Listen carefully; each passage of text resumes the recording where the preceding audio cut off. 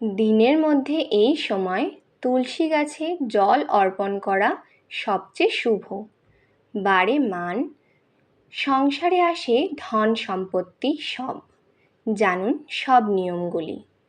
হিন্দু ধর্মে তুলসী গাছকে বিশেষ বিবেচনা করা হয়।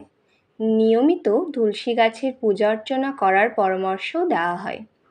এতে দেবী লক্ষ্মী প্রসন্ন হন এবং গৃহে সম্পদ বৃদ্ধি পায়।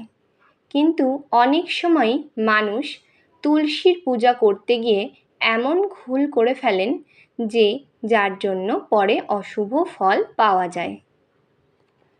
সাধারণত বিশ্বাস করা হয় যে তুলসী ভগবান বিষ্ণুর প্রিয় এবং তাতে মা লক্ষ্মী বসবাস করেন। আচার অনুসারে তুলসী গাছের পুজো করলে ভগবান বিষ্ণুর সাথে সাথে লক্ষ্মী মাকেও প্রসন্ন করা হয়। প্রত্যেক দিন সকালবেলা বিশেষ করে মহিলারা বাড়ির তুলসী গাছের গোড়ায় জল নিবেদন করে থাকেন। যদিও রবিবার তুলসী গাছে জল দেওয়া একেবারেই উচিত নয়, কিন্তু অনেক সময় মানুষ অত্যন্ত ভুলবশত এই কাজটি করে বসেন।